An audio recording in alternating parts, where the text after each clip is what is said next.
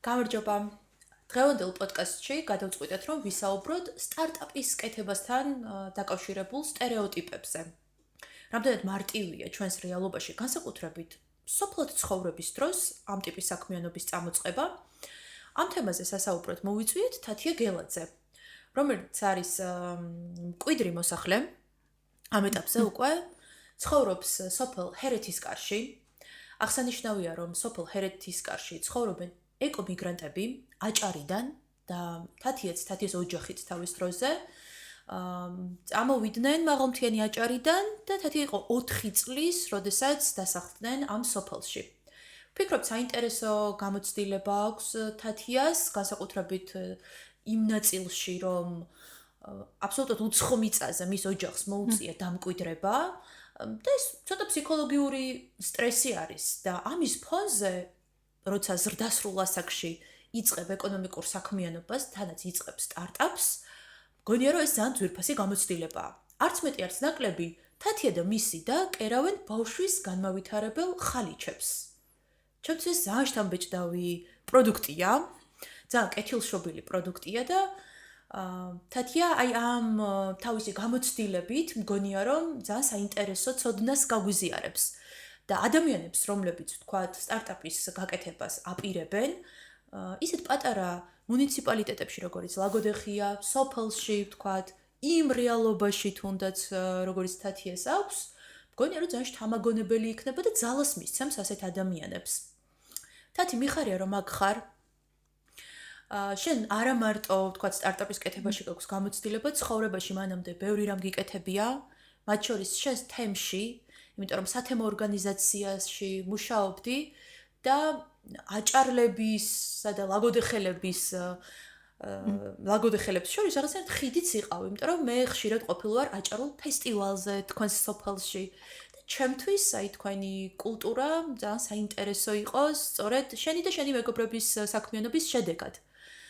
მიხარია რომ აქ ხარ და დღეს უკვე ვილაპარაკებთ ესეც საინტერესო გამოცდილებაზე, როგორც არის სტარტაპის კეთება. ჩემთვის შენ ხარ გამარჯვებული გოგო იმ გარემოებებზე, რაც შენს ცხოვრებაში, შენი ოჯახის ცხოვრებაში იყო, ბევრი კუთხით და ახლა უკვე აი ამ მიმართულებითაც, რომ ძალიან ინოვაციური და ძალიან საინტერესო საქმიანობა წამოიწყეთ შენ და შენმა დამ დაახლოებით 5 წლის წინ, ხო, როგორც ვიცი. კი. მოკლედ ჩვენთან ერთად შევარჩიოთ სტერეოტიპები და ამაზე უნდა ვილაპარაკოთ. ეთილი იყოს შენი მოსვლა ჩემს პოდკასტში. მოგესალმებით, ძალიან დიდი მადლობა მოწვევისთვის, მინდა წარმატება უსურვო პოდკასტს. იმედია საინტერესო იქნება და ბევრისთვის მოტივაციის მომცემი დღევანდელი ჩვენი ინტერვიუ. მეც ამის იმედი მაქვს. მოდი ამოვიღოთ პირველი, ასე ვთქვათ, ფრაზა, სტერეოტიპული მოსაზრება, ნახოთ და დავიწყოთ საუბარი. აბა რა შეხვდა? დი ბატონო, სტარტაპის გაკეთება შესაძლებელია მხოლოდ თბილისში და დიდ ქალაქებში. ხო, ძალიან კარგი. აბა ეხლა შენ შემთხვევაში როგორ იყო? აგერ ცხოვრობ სოფელში, ცხოვრობ ეგეთ პატარა მუნიციპალიტეტში და წლების წინ მოგდეს რაღაც აზრი, რომ მოდი დავიწყოთ ბავშვის განმავითარებელი ხალიჩების შეკერვა და გაყიდო. აი, არ გეშინოდა იმის, რომ ზუსტად ეგ მოცემულობა იყო, რომ არც დიდ ქალაქში ცხოვრობდი. ნამდვილად სტერეოტიპია აღნიშნული ის რომ მოსაზრება ის რომ უნდა იცხოვრო დიდ ქალაქში, მაინც და მაინც თბილისში, რომ დაიწყო საქმე. რეალურად სინამდვილეში სხვაგვარად არის ის სოფელი, სადაც მე ვცხოვრობ, არის ძალიან პატარა სოფელი და ბევრისგან მსმენია და მათ შორის წლების წინ მეც მithქვია, რომ ამ სოფელში რა გინდა რომ აკეთო. თუმცა მე უკვე წლებთან ერთად, რაღაც გამოცდილების დაგროვებასთან ერთად შევძელით თურმე არსებობს გამოსავალიც და არსებობს საქმე, რომლის კეთებაც შესაძლებელია სოფლადაც. გარდა იმისა, რომ სოფელში თითქმის ყველა დაკავებულია სოფლის მეურნეობით და ფიქრობთ, რომ ყველას საქმე აქვს, შესაძლებელია კიდევ პარალელური საქმის კეთება, რაც კიდევ უფრო მეტად შემოსავლიანი იქნება, კიდევ უფრო მეტად საინტერესო იქნება და ექნება რაღაცა ბიზნესის ხედვა და ყოველდღიურად იმაზე ბრძოლა, რომ რა შემატო, როგორ განავითარო ეს პროცესები. სტარტაპი ზოგადად არ არის მაინც და მაინც დიდი თანხებით, მაინც და მაინც დიდი თანხა უნდა მქონდეს, რომ რაღაცა დავიწყო. სტარტაპის დაწყება შესაძლებელია მცირედითაც იმ რესურსითაც, რაც არსებობს, ვთქვათ, გარემოში. რა თქმა უნდა, თანხა სჭირდება სტარტაპს, რომ თავიდან დაიწყო, მაგრამ თუ კარგად მოიწევ გარემოში რესურსებს, ეს რესურსები იყო გარემოში. ჩემ შემთხვევაში მე შემიძლია რესურსების კარგად ორგანიზება. ადამიანური რესურსიდან დაწყებული, ვთქვათ, ფინანსური რესურსების შეგროვებაც და გამოყენებაც სწორად და მინდა მე ყოველთვის ღია ვიყავი და დღესაც ღია ვარ, თუ სჭირდება ადამიანს მსგავსი მხარდაჭერა, ვარ ღია და შემიძლია ყველას დაუჭირო ამ მიმართულებით მხარი. ის ცოდნა დამეხმარა მე, რაც ვთქვათ სტარტაპამდე გავიარე და ძალიან კარგი გამოცდილება იყო ესეც. ამ რესურსების მოძიების მიმართულებითაც, ვთქვათ, ის საგრანტო კონკურსებში მონაწილეობის მიღების პროცესიც დამეხმარა სწორედ გავლილ პერიოდმა. ეხლა იქ ზუსტად ეგ მინდა რომ მომიყვე რა, როგორ დაიწყეთ შენმა და შენ და შენმა და იცოდით კერვა? ესე წარმომიდგენია. არა? კერვაც კაი რა. არც კერვა ვიცოდით და თქვენ წარმოიდგინეთ საკერავ მანქანაზე ძაფისაბნევაც კი არ ვიცოდით. მხოლოდ იდეა გაჩნდა მას შემდეგ, რაც გაჩნდა ჩემი დიშვილი და ჩემი დიშვილისთვის შევიძინე საჩუქრად მსგავსი პროდუქტი, ოღონდ შემოტანილი. იმდენად კარგად გამოყენებადი იყო ეს პროდუქტი ბავშვისთვის, კარგად გამოიყენა, ასევე ჩემდამ ბავშვს მიაწვენდა სათამაშო ხალიჩაზე, თვითონ საქმეს აკეთებდა, ეს ბავშვი თავისთვის ერთობოდა.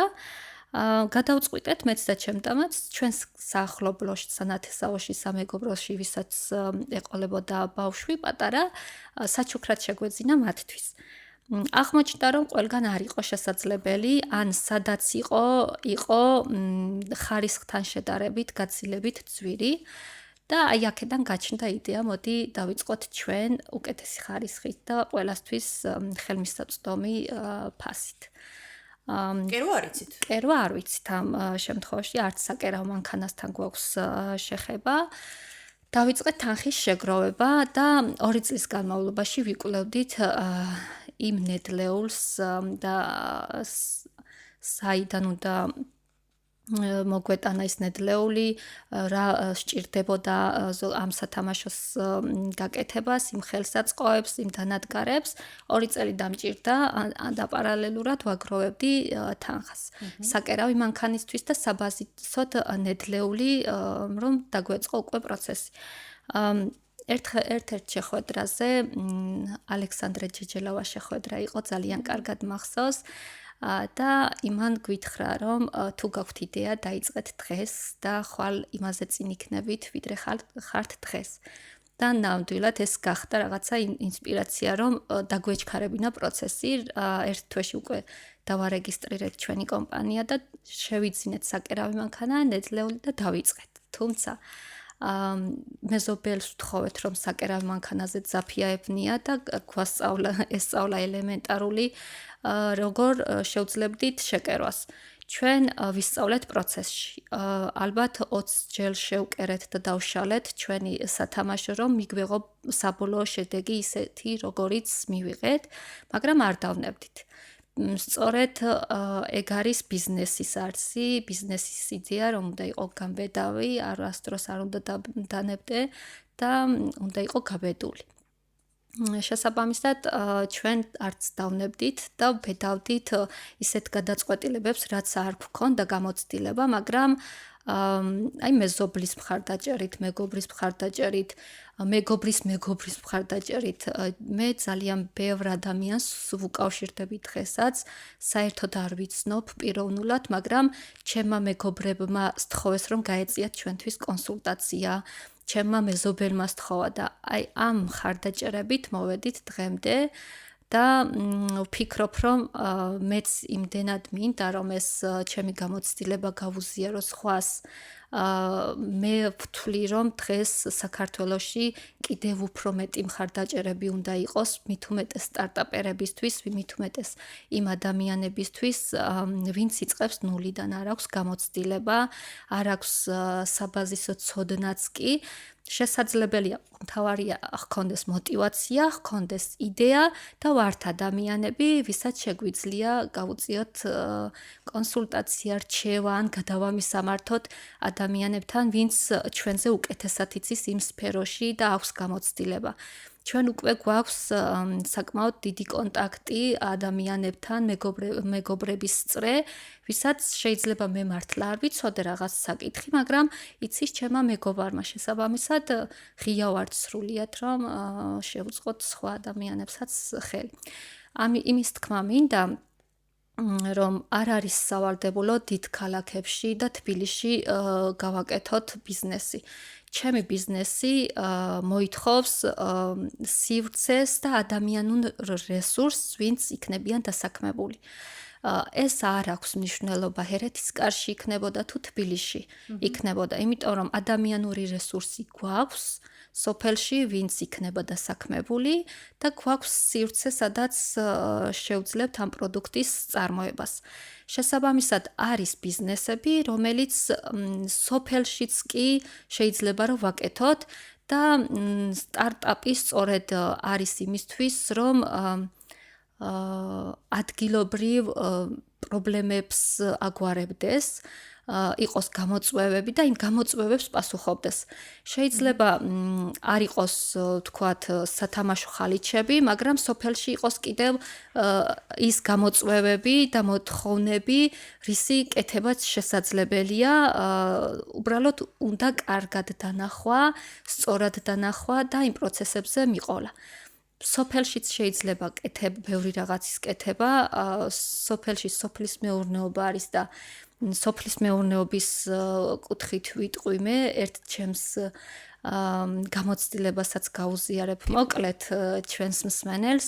წლების წინ ჯერ კიდევ სკოლის მოსწავლე ვიყავი, ვცხოვრობდი სოფელში, ვიცოდი კომპოტების კეთება, კონსერვების კეთება, იმიტომ რომ პატარა ასაკიდან ვიყავი ჩართული ამ პროცესებში და გამიჩნდა იდეა, რომ ლიტრიან ბოთლებში, კილებში კენკრის კომპოტები მეწარმოებინა, ოღონდ უნდა ყოფილიყო ხილიც, კომპოტი უნდა ყოფილიყო, რომ მომხმარებელს ენახა, რას მიირთმევს, ანუ რა პროდუქტს ყიდულობს. თავიდან ვფიქრობდი, რომ უნდა მქონოდა რაღაც გაწიწკინებული საწარმო, თავისი დანადგარებით, თავისი საწარმო ხაზით და ამის რესურსი არ გქონდა არც ოჯახს, ცხადია და იმ რესურსების მოძიებით, რომ ეს საწარმო გამეკეთებინა, გავიდა წლებით სამასობაში და როცა გამოჩნდა უკვე შესაძლებლობა, ნამდვილად დავიწყე ეს პროექტი იყო საკმაოდ კარგი დაფინანსებით, გადავედი მეორე ეტაპზეც და როცა გავიარე უკვე კონსულტაციები ექსპერტებთან, მითხრეს, რომ სამწუხაროდ შენი ფინანსებით ვერ გაუწევ კონკურენციას სხვა კომპანიებს.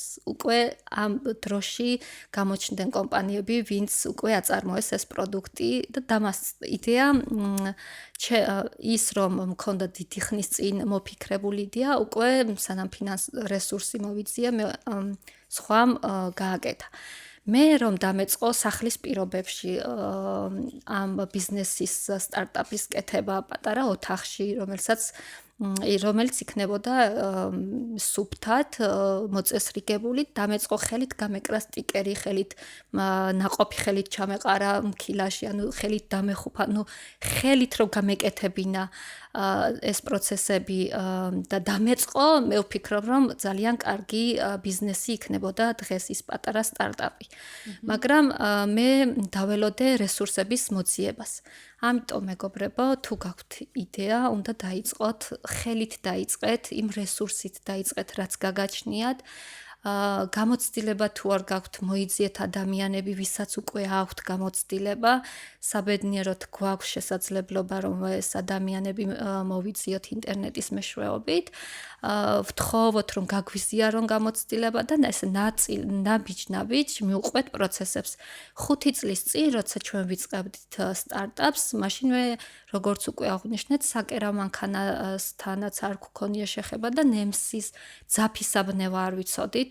სწორად როგორ უნდა გაგვებნია ძაფი ეგ არ ვიცოდით, მაგრამ დღეს უკვე გვაქვს საწარმო, სადაც 17-18 ადამიანამდე შეგვიძლია დავასაქმოთ და გვაქვს უკვე ის პირობები, რომ ვაწარმოოთ ხარისხიანი და თქვენი პროდუქტი რაღაცნაირად ევროპის ქვეყნებშიც გავიდა. ხო, და უკვე 5 წლის თავზე ჩვენი პროდუქტი საფრანგეთშიც გავგზავნეთ და ძალიან მალე განთავსდება უკვე ონლაინ პლატფორმებზე და ველოდებით ძალიან კარგ და პოზიტიურ გამოხმაურებას. ძალიან მიხარია და მართლა შთამაგონებელი ისტორიაა ამ მხრივ ჩვენი ასე ვთქვათ სტერეოტიპული მოსაზრების საპასუხოდ. ნამდვილად აგერ ჰერეთის კარიდან საფრანგეთის ქალაქებში შეიძლება მოხდეს, შეიძლება კი არა და მოხდა და შემდგომ ეტაპზეც ვთქვათ ახალი ისი თუ იქნება შეკვეთა რაღაცა კიდევ გაგზავნოთ მოკლედ ეს მარაგი და ამის მაგალითი უკვე გაქვთ თქვენ სტარტაპში. მოთხოვნის შესაბამისად თან არის დაგეგმილი ამავ დროს საფრანგეთში პოპულარიზაციის გაწევა ქართულ პროდუქტზე და გვაქვს კიდევ გაკეთდეს შეკვეთა არის ან კი ეს იქნება უკვე ციკლი. ანუ ერთჯერადი არ არის, ეს იქნება მოთხოვნის შესაბამისად უკვე გავაკეთებთ სტატისტიკას, ვთქვათ თვეში დაახლოებით რამდენი ცალი პროდუქტის რეალიზებას შეუძლებთ და იმის მიხედვით უკვე გავგზავნით ხოლმე საფრანგეთში და გვაქვს ძალიან პოზიტიური იმედები ამ კუთხით. ძალიან მიხარია. თათი, კიდევ საინტერესო მოსაზრებები, რადგან ვიცი, რომ აქ გველოდება და ჩემს თავში არსებული კითხვები უნდა დაისვას, მოკლედ აღარ დავაყოვნოთ და შეგვიძლია ამოვიღოთ შემდეგი მოსაზრება. აბა რა შეგხვდა? სტარტაპში ფულს მალე იშოვი. ო, რა კაი თემა შეგხვდა. მოკლედ რა ხდება ამ მხრივ? ზოგადად რა ის არის, რა ქვია, ეს ფიქრი ხელს უშლის ადამიანს ჩემი აზრით, რომ ფული მალე იშოვოს და აბა რა მაშოვნინებს ფულს მალე და ამასობაში მოკლედ ძალიან ყონდებით და ფული მალე რომ იშოვო, უნდა გქონდეს მაშინ ძალიან დიდი ფული. შესაბამისად, რადგან სტარტაპერებს ძირითადად არ გვაქვს ფული, ამიტომ არ უნდა გქონდეს იმის ილუზია, რომ ჩვენ სწრაფად ვიშოვით ფულს.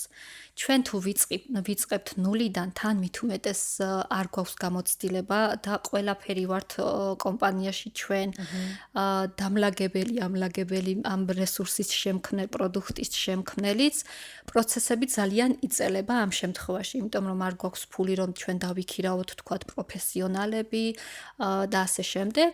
შესაბამისად, ნაბიჯ ჩვენ თვითონ ვაკეთებთ ყველაფერს, ყველა დეტალს, ყველა ფუნქციას ჩვენ თვითონ ვითავსებთ. შესაბამისად, აი უკვე 5 წელი დაგვჭირდა ჩვენ რომ გავსულიყავით საფრანგეთის ბაზარზე. თუმცა, იმდენად საინტერესოა ეს პროცესები. იწყებ ნულიდან, არაფრისგან ქმნი პროდუქტს და ყოველდღიურად ეძებს სიახლეს, გამოგდის რაღაცა ახალი ახალ ბარიერებს, ახალ გამოწვევებს ებრძვი. შესაბამისად, ეს გზა და ეს პროცესი არის ძალიან საინტერესო. არ არის რუტინული ჩემთვის, იმიტომ რომ არ გიწევს ყოველდღიურად რაღაცა ერთი და იგივე კეთება. ეს პროცესი არის ძალიან საინტერესო. უკვე პროდუქტის წარმოებას რო იწყებ, ჩვენ უკვე გვაქვს საწარმო და რეალიზაციის შესაბამისად მოთხოვნა რამდენადაც გაიზრდება უკვე, დავასაქმებთ იმდენ ადამიანს, რამდენი რეალიზაციის შესაძლებლობაც გვექნება. ესეც უკვე საინტერესოა, უკვე გუნდი შენს მიერ არაფრისგან შექმნილ ბიზნესში რომ ასაქმებს სხვასაც აძლევს შესაძლებლობას რომ ჰქონდეს შემოსავალი სოფლად მცხოვრებ ადამიანს, ესეც ძალიან საინტერესოა და უკვე რომ იზრდება საწარმო, არის დიდი გუნდი და მე ვგიშდები ოჯახურ, ანუ მასპინძლობაზე, ოჯახურ გარემოზე და ეს ჩემი ერთი სული მაქვს, როდის დაიტვირთება სრულად ჩვენი საწარმო, რომ ვიყოთ ერთი დიდი ოჯახი და იყოს თან საინტერესოდ, სახალისოდ წარმოების პროცესი და თან მუდმივად ვიყოთ განვითარების ეტაპებზე და რაღაცა მიზნისკენ მიმავალი გზები ერთად გადავლახოთ ჩვენს გუნდთან ერთად. მანამდე მე და ჩემი და ესე ამაყად ვიტყვი, რომ რაღაცნაირად მაინც ვუძღვებით და ვცდილობთ, რომ ყოველდღიურად იყოს კიდევ უფრო საინტერესო და კიდევ უფრო წარმატებული დღე, ვიდრე იყო თქვათ გუშინ. კი ბატონო. ხო, ეგ არის რა, აი გეთანხმები, როცა ყველაფერი შენ ხარ და არაფრიდან იწყებ, მეტი დრო არის საჭირო იმისთვის, რომ ეს მატერიალური კეთილდღეობა რაღაცად მოვიდეს და ეს კეთილდღეობაც ისეთი ის არის რა. სიამდვილეში ყველაფერი რასაც შოულობ, ისევ ახმარ იმას რომ განვითარდე, თუნდაც რა ვიცი, ალბათ მოგიწიათ რომ რაღაცა სხვა საკერავი მანქანას გეყიდათ, ხო? ვიღაც დაგესაქმებინათ, ანუ რეალურად ბევრი გასავალი არის სტარტაპის განვითარების აი ამ დასაწყისში, განსაკუთრებით ალბათ პირველი 2 წელი, მაინც 2-3 წელი წარმომიდგენია, რომ არის ძალიან ესეთი სხვანაირი კიდე სამუშაო პროცესი რა და ჩვენ გაგვიმართლა და გრანტებით გავაკეთეთ საწარმო. ანუ გრანტებით მოვედით აქამდე, ჩვენი ფინანსური რესურსით ძალიან ბევრი გავიღეთ, მაგრამ ძირითადად გრანტებით მოვედით და ეს მართლა ძალიან კარგი შესაძლებლობა არის სტარტაპებისთვის, რომ იყოს რაც შეიძლება მეტი ფინანსური რესურსის მობილიზება ქვეყანაში, რომ რაღაც ასეთი იდეებმა შეისხეს ფრთები და იყოს განხორციელებადი. კი ბატონო, კი. ძალიან მნიშვნელოვანი კომპონენტია, იმიტომ რომ ბევრი სტარტაპი ზუსტად ესეთი საგრანტო კონკურსებში გამარჯვების შედეგად განვითარდა, ან საერთოდ ზოგმა ზუსტად მაგ გრანტების საშუალებით დაიწყო ჩვენ ქვეყანაში სხვადასხვა მიმართულებით მოკლედ ეკონომიკური საქმიანობა. რისი შესაძლებლობაც ამ ეტაპზე ცოტა უფრო ნაკლებია ჩვენ ქვეყანაში, ვიდრე წლების წინ. თათი, მოდი შემდეგი მოსაზრება ამოიღე და გავაგრძელოთ საინტერესო საუბარი. სტარტაპის კეთებას ბიზნესის კუთხით განათლება სჭირდება. კი ბატონო. ხო, რა გეტყვის ამასთან დაკავშირებით? განათლება სჭირდება, ვინაიდან ყველაფერი უნდა ვიყოთ ჩვენ და ვითავსებთ ჩვენს საბაზისოდ, თუ გექნება ცოდნა და განათლება, რა თქმა უნდა, უფრო მარტივია ამ პროცესების გავლა. თუმცა მე ვფიქრობ, რომ ყველაზე მნიშვნელოვანია გქონდეს იდეა და გქონდეს სურვილი, მონდომება, რომ გააკეთო. სხვა ყველაფერი არის მოგვარებადი და შესაძლებელია, რომ შეიძინო ის ცოდნაც სჭირდება შენს სტარტაპს. რა თქმა უნდა, თუ იცი კეთება, გაგიმარტივდება, მაგრამ თუ არ იცი, არც ეს არ არის გამოუვალი მდგომარეობა. მეც არ ვიცოდი ბევრი რაღაცა, მეც ძალიან ბევრი რამე ვისწავლე და კიდევ სწავლის პროცესში ვარ, მიუხედავად იმისა, რომ მე ბიზნესამდე კიდე სხვა გამოცდილება მქონდა, დღეს კიდე სწავლის პროცესში ვარ. შესაბამისად, ესეთი გამოთქმა არის ისწავლე კეთებით და ნამდვილად ძალიან კარგი გამოთქმა არის, იმიტომ რომ ჩვენ თვითონაც ვსწავლობთ კეთების პროცესში. თუ რაღაცა არ გამოგვდის და ვაფუჭებთ, არაუშავს, დავიმშვიდებთ თავს, კიდევ ვცდით და მეორე ცდაზე უკეთესი გამოგვივა. შესაბამისად, არ არის ეს ის გამოწვევა, რომელსაც ვერ დაძლევს ადამიანი, თუ აქვს მონდომება და თუ არის ანუ არ ნებდება არასდროს. უნდა მიყვე პროცესებს, ამას სჭირდება პროცესებზე მიყოლა. და ყოველი დღე, როგორც უკვე აღვნიშნეთ, იქნება იმაზე უკეთესი, რაც იყო გუშინ და ამ პრინციპით უნდა დაიწყოს სტარტაპერმა. დავიწყებ დღეს, მივყვები პროცესებს, თავიდან მართლა ძალიან ბუნდოვანია, იმიტომ რომ დავიწყე, მაგრამ აი რა ვერ ვიგებ, რა გავაკეთო, სად, როგორ, მაგრამ პროცესი თვითონ განახებს. მე რომ საკერავი მანქანა ვიყიდე ჩვენ, უბრალოდ რომ ვიყიდეთ საკერავი მანქანა და არ ვიცოდით ძაფის საბნევა, ხო ვიცოდი რომ ჩემმა მეზობელმა იცოდა. წავედი და ვთხოვე. მე რაც არ ვიცი, მე ვიღაცა ხო არის გარემოში, ვინც გასწავლის. ამიტომ კარგია თუ იცი, გიმარტივდება, მაგრამ თუ არ იცი, არ აუშავს. ეგ შეიძლება რომ ისწავლო თუ ხარ მოტივირებული და თუ გინდა რომ აკეთო. ამიტომ ვფიქრობ, რომ უნდა გქონდეს იდეა, უნდა გვინდოდეს ძალიან მისი კეთება, გულით უნდა გვინდოდეს და გულით უნდა ვაკეთებდეთ მივყვეთ იმ პროცესებს, რაც სჭირდება ამ იდეის განვითარებას. სხვა მე მგონია ამ პროცესებში ჩნდება მგონია რა რეალურად ასეა ჩნდება რესურსები, რაც ხელს გვიწყობს ჩვენ განვითარების პროცესში, ამიტომ არ შეშინდეთ, დაიწყეთ და თქვენ მთლიანად ამის მაგალითი ხართ, რომ მართლა მაგდონეზესაც ცოტა არ მახსოვდა ეგ ფაქტი, შეიძლება მოგიყოლია, რომ კერვაც კი არ იცოდით, ანუ რაზეა ლაპარაკი, ხო? კერვაც კი არ იცოდით, ანუ ყველაზე მნიშვნელოვანი რამეც კი არ იცოდით და თან ამბობ, რომ არ გქონდა საერთოდ ფული, რომ თუნდაც ვინმესთვის გადაგეხადა, ვინც შეკერავდა პირობითად და ადექით და ესე თქვენ თვითონ ისწავლეთ და თლიანად მაგის მაგალითი ხართ, რომ განათლება თუ არ გაქვს ბიზნესის კეთებაში, შეუძლებელია რომ რაღაც გააკეთო და როგორც თქვი, პროცესი თვითონ გასწავლის და პრინციპში განათლების პროცესიც გამოდის. ხო, ანუ იმასაც დავამატებ, შეიძლება სტარტაპი გააკეთო, არ იცოდე კონკრეტულად პროდუქტის კეთება, მაგრამ იცოდე ვთქვათ ბუღალტერიის წარმოება. ან იცოდე იმ ბიზნესს რაც სჭირდება რაღაცა, ვთქვათ. და შეიძლება გააკეთო სტარტაპი, რომელიც არის სოფლის მეურნეობაზე, სოფელში ცხოვრობ, იცი ამ სოფლის მეურნეობის პროცესები და იმაზე ააგო უკვე შენი სტარტაპი, შენ იცი უკვე ვთქვათ რაღაც პროდუქტის მოყვანა და იმას სჭირდება მაგალითად ჩირის წარმოება გინდა ხო, გაქვს რაღაც პროდუქტი, იცი რომ შენ სამეზობლოში ბევრია ეს პროდუქტი, ეს ხილი და გინდა ჩირის წარმოება დაიწყო, მაგრამ არ იცი ის დანადგარი როგორი უნდა იყოს, არ იცი ის პროცესები, რა პროცესებს უნდა გადიოდეს, ვთქვათ შეფუთვამდე, არ იცი მარკეტინგი. ანუ ეს უკვე სწავლებადია დანარჩენ რაღაცა იცი და რაღაცაზე დააშენებ უკვე.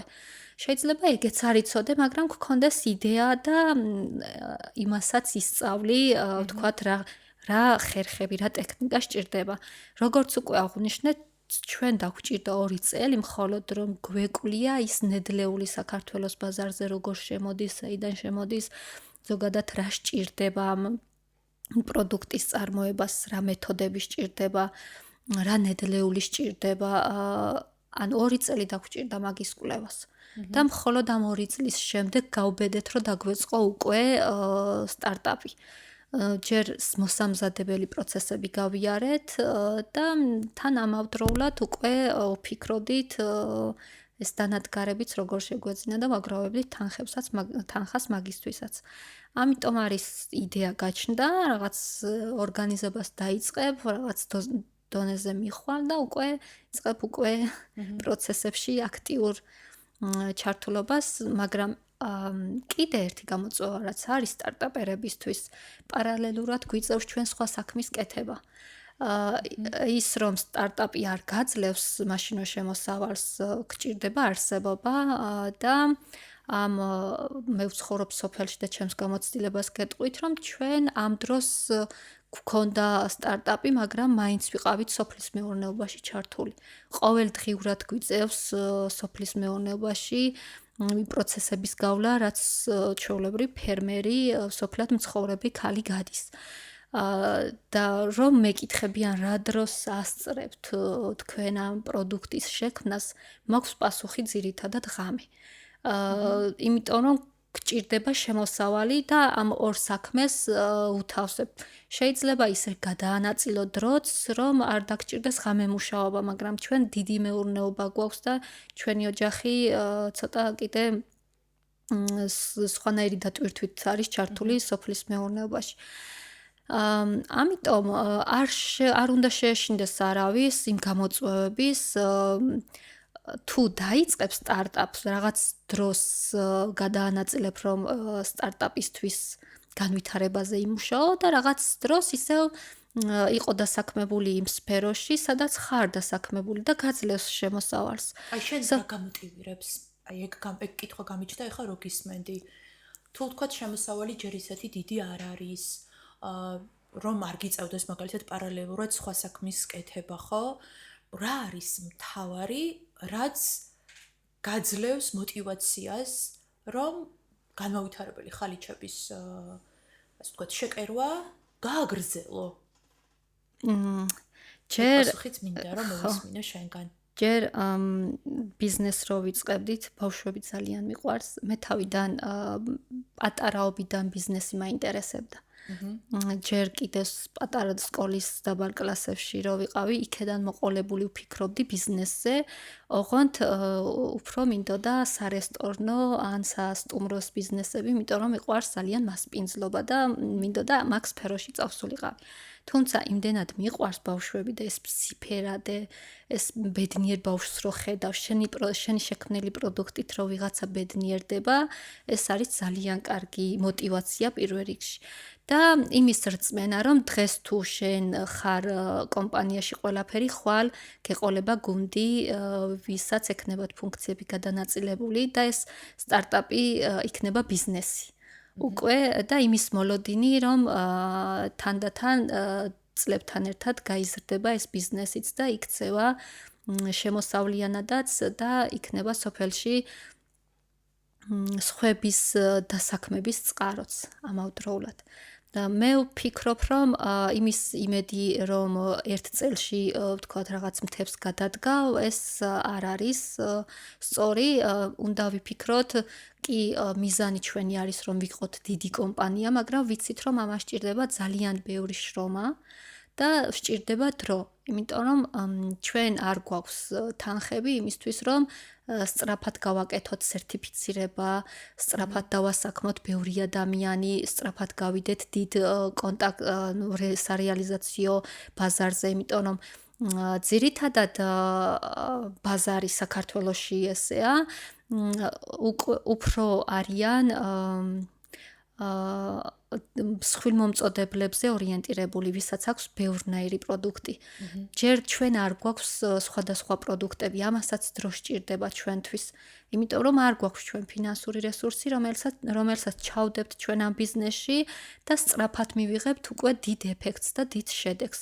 ამიტომ გვჭირდება ვიცით ჩვენ რომ გვჭირდება დრო, ეტაპები გვჭირდება რომ გავიზრდებით, მაგრამ მოძრაობაში ვართ, არ ვრჩერდებით, მოძრაობაში ვართ და ამის პარალელურად გვჭირდება ჩვენ არსებობა, გვჭირდება 1000 საჭიროება გვაქვს და ფინანსური რესურსები საიდანაც მოდის, იმ სფეროშიც ვართ დასაქმებული, ანუ ადგილზე ძირითადად ბოსტნეულს ვაწარმოებთ და აქედან საზრდოობთ. კარგი ჩემოძვირფასო, მე მინდა რომ ერთ დღეს ისეთი დიდი კომპანია გქონდეს, სადაც აი მთლიანად იქნები გადართული და შენი შემოსავლის წყაროც იქნება და შენი სიამოვნების წყაროც იქნება, როგორც თქვი, ძალიან გიყვარს ბავშვები და ამ ყველაფრის კეთება. მოდი ბოლო სტერეოტიპული ფრაზა ამოვიღოთ და მე მოვამთავროთ თემა. სტარტაპი აუცილებლად უნდა იყოს ინოვაციური. აჰა, ოკეი. კი, მასე ვფიქრობდი მეც, როცა არ მქონდა გამოცდილება, მაგრამ თურმე ვწდებოდი, კი გაგიზიარეთ უკვე გამოცდილება, რომ ინოვაციურ პროექტზე ვფიქრობდი და ამასობაში ჩემი იდეა სხვამ განახორციელა, ამიტომ მეგობრებო, არ დაველოდოთ ინოვაციურ იდეებს, თუ გაქვთ იდეა, რომელსაც ხედავთ, რომ ეყოლება მომხმარებელი, თუნდაც თქვენ საცხოვრებელ არეალში არის გამოწვევა, არის რაღაც პრობლემა, რომელსაც მოაგვარებს თქვენი იდეა, დაიწყეთ, ეს არის უკვე სტარტაპი. არ დაელოდოთ იმას, რომ რაღაცა განსაკუთრებულს, რაღაც ინოვაციური იდეა გვჭირდება იმისთვის, რომ ვიყოთ სტარტაპერები, ვიყოთ ბიზნესში. მთავარია იყოს გამოწვევებზე ორიენტირებული და ხედავდეთ, რომ შესაძლებელია ამ ბიზნესის ამ იდეის ანუ ჰქონდეს მოთხოვნა და იყვნენ ადამიანები, ვისაც აინტერესებს ამ პროდუქტის შეძენა იქნება თუ მომსახურების შეძენა. არ არის აუცილებელი რაღაცა ახალი ველოსიპედის გამოგონება, ჩვენ თვითონაც რასაც ვაწარმოებთ, კი საქართველოში პირველი მწარმოებლები ვართ მაგ მიმართულებით, მაგრამ არის აწარმოებენ კომპანიები და არ მოგვიგონებია ჩვენც რაღაცა ახალი ველოსიპედი. უბრალოდ ჩვენ ქართულ ბაზარზე ქართულ პროდუქტს ვთავაზობთ მომხმარებელს და ეს არის ჩვენი რაღაცა ინოვაცია არ არის, მაგრამ ეს არის ერთ-ერთი სიძლიერე ჩვენი მხრიდან, რომ საქართველოში უქმნით ქართულ პროდუქტს, რომელიც არის მოთხოვნადი პროდუქტი და არის საჭიროება. საჭიროება არის მომხმარებლის კუთხით, მომხმარებლისგან. ამიტომ არ არის აუცილებელი, რომ რაღაცა ახალი მოვიფიქროთ და რაღაც მაინც და მაინც იყოს რაღაც ახალი ველოსიპედის გამოგონება. თავარია რომ საჭიროებას ვხედავდეთ, თავარია რომ იყოს მოთხოვნადი და შესაძლებელია სოფელში ორიც კი იყოს ის ბიზნესი თუ არის ამის საჭიროება. ანუ ადამიანები სადაც ვცხოვრობთ ჩვენ საცხოვრებელ არეალში რა მოთხოვნები, რა გამოწვევებს ბია სოფელში ჩვენ საცხოვრებელ არეალში, აი იქედანაც კი შეგვიძლია რომ რაღაცა ბიზნესის თვალით შევხედოთ და დავიწყოთ როგორც სტარტაპი და ვაქციოთ დიდ ბიზნესს. როგორც თქვენ აღმოაჩინეთ თავის დროზე, როდესაც კიდევ გინდოდათ შეძენა და აღმოჩნდა დეფიციტურია. ანუ ჩვენ რომ ეგ პროდუქტი ყველგან შევხვედრო და ყველგან ხელმისაწვდომი ყოფილიყო, არასდროს გაგვიჩნდებოდა მაგის წარმოების იდეა. მაგრამ ის რომ თქვათ ბათუმში ჩემი ბიძაშვილიშვილისთვის მინდოდა შეძენა და ვერ ვნახე ანუ ბათუმში სათამაშოების მაღაზიაში, მაგრამ აფთიაქებში რომ მოვიკითხეთ და გაცილებით ძვირი იყო ხარისხთან შედარებით, მერე კიდე სხვაგან ამ გამოწვევას რო შევეჯახეთ, მერე კიდე სხვაგან, მაგიტომ მოგვივიდა ეს იდეა, რომ დავიწყოთ და ჩვენ თვითონ უკეთესი ხარისხიც შევთავაზოთ და თან იქნება ქართული რაღაცნაირად მაინც ქართული პროდუქტი გულისამაჩუყებელია ჩემთვის და ყოველთვის ყველა პროდუქტს გულშემატკივრობ ქართულს. არ ვართ განებივრებული ქართული პროდუქტით და მინდა რომ ყველა სტარტაპი ვისაც აქვს იდეა სწრაფად განვითარდეს და რაღაცა იქცეს დიდ კომპანიებად, რომ რაც შეიძლება მეტი პროდუქტი გქონდეს ქართული და საქართველოში ქართულ ხალხს. მე მგონი ეგეც გამოტივირებს რაღაცნაირად, ხო?